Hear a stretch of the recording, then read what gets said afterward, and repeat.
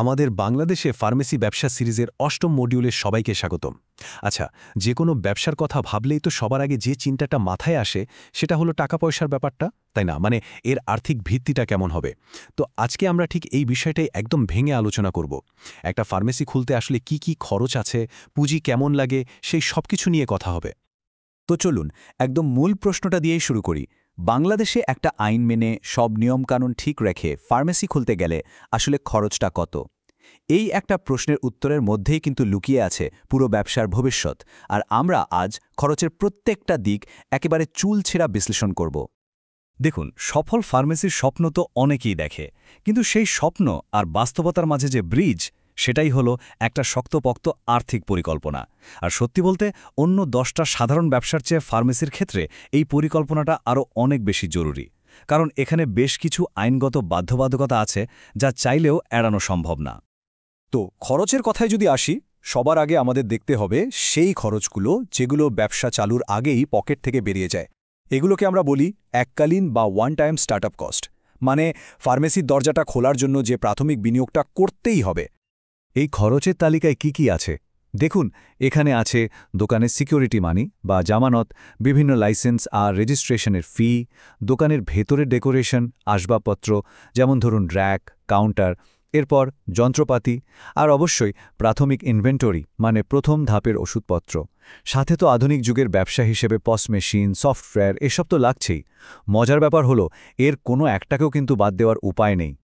এই যে এককালীন খরচের কথা বললাম, এর মধ্যে সবচেয়ে বড় ধাক্কাটা দেয় কোনটা জানেন? দোকানের সিকিউরিটি ডিপোজিট, বা যেটা আমরা অ্যাডভান্স বলি।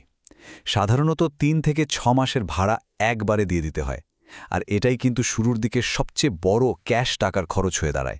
মানে একবারে একটা বড় অ্যামাউন্ট ব্লক হয়ে যায়। এরপরই আসে আরেকটা বিশাল খরচের জায়গা, প্রাথমিক ইনভেন্টরি, মানে ফার্মেসির শেলফে সাজিয়ে রাখার জন্য প্রথম লটের ওষুধ। ভাবুন তো, দোকান খুললেন কিন্তু কাস্টমার এসে ওষুধ পেল না, তাহলে তো শুরুতেই একটা নেগেটিভ ইমপ্রেশন তৈরি হবে, ডাক্তারদের আস্থাও পাওয়া যাবে না।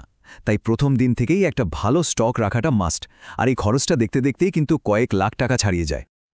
আচ্ছা, এককালীন খরচ বা শুরুর বিনিয়োগের হিসাব তো বোঝা গেল, কিন্তু ব্যবসা তো শুধু শুরু করলেই হয় না, চালিয়েও তো রাখতে হয়, তাই না? তো এবার চলুন দেখি ব্যবসাটা চালু রাখতে প্রতি মাসে পকেট থেকে কি কি টাকা বেরিয়ে যাবে। এগুলোকে আমরা বলি মাসিক পরিচালন ব্যয় বা রানিং এক্সপেন্সেস। প্রতি মাসের খরচের লিস্টটাও কিন্তু বেশ লম্বা। যেমন ধরুন, দোকানের ভাড়া তো দিতেই হবে, এরপর আছে স্টাফদের স্যালারি, বিদ্যুৎ, ইন্টারনেট বিল, ফুরিয়ে যাওয়া ওষুধের স্টক আবার পূরণ করা, আর অল্প কিছু মার্কেটিং বা প্রচারের খরচ। আর সব খরচের মধ্যে সাধারণত ভাড়া আর স্যালারি, এই দুটো মিলেই কিন্তু খরচের বড় একটা অংশ চলে যায়। এখন একটা খুব জরুরি বিষয় নিয়ে কথা বলা দরকার। আচ্ছা, একটা ফার্মেসি আর একটা সাধারণ মুদি দোকান, দুটোই তো রিটেল বিজনেস, কিন্তু ফার্মেসি খুলতে খরচ এত বেশি কেন? এর কারণ হলো এখানে এমন কিছু খরচ আছে যেগুলো চাইলেও কমানো যায় না। এগুলোকে বলা হয় নন নেগোশিয়েবল বা অবশ্যকরণীয় খরচ। এই কথাটা খেয়াল করুন, একজন উদ্যোক্তা চাইলেই কিন্তু যেমন তেমন করে একটা আইনসম্মত ফার্মেসি চালু করতে পারেন না। মানে যাকে বলে বুটস্ট্র্যাপিং বা খুব অল্প পুঁজি দিয়ে আস্তে আস্তে শুরু করা, সেই সুযোগটা এখানে নেই। এর কারণটাই হলো ওই আইনগত বাধ্যবাধকতা। শুরুতেই একটা বড় অঙ্কের টাকা বিনিয়োগ করতেই হবে। পার্থক্যটা তাহলে ঠিক কোথায়? চলুন একটু পাশাপাশি মিলিয়ে দেখি।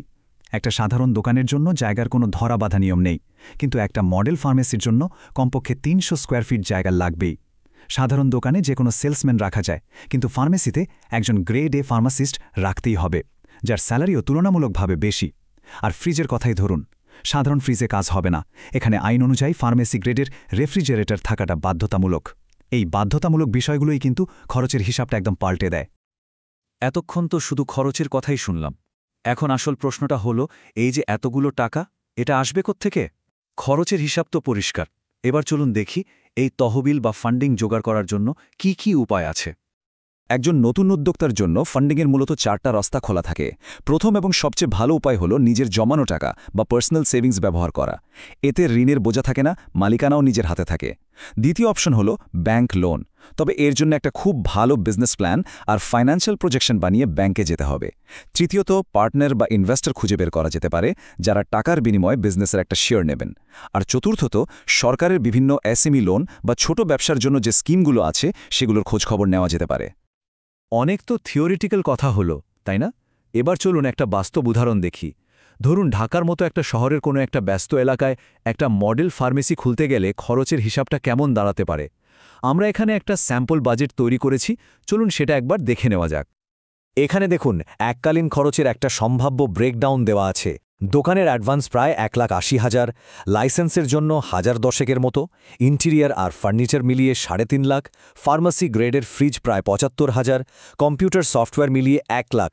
আর সবচেয়ে বড় খরচটা দেখুন, প্রাথমিক ইনভেন্টরি, মানে ওষুধ কিনতেই লাগবে প্রায় 5 লাখ টাকা। সাথে আরও কিছু ছোটখাটো খরচ তো আছেই। সব মিলিয়ে কিন্তু একটা বড় বিনিয়োগের ধাক্কা। আর এটা হলো প্রতি মাসের খরচের হিসাব।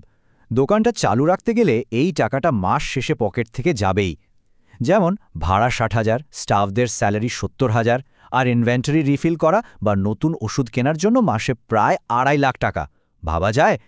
সব মিলিয়ে এই হিসাব অনুযায়ী প্রতি মাসে প্রায় 4,15,000 টাকার একটা রানিং কস্ট থাকছেই। তাহলে সব মিলিয়ে মোট হিসাবটা কি দাঁড়ালো? এই স্যাম্পল বাজেট অনুযায়ী শুধু ব্যবসাটা শুরু করতেই মানে এককালীন খরচই লাগছে প্রায় 12.5 লাখ টাকা।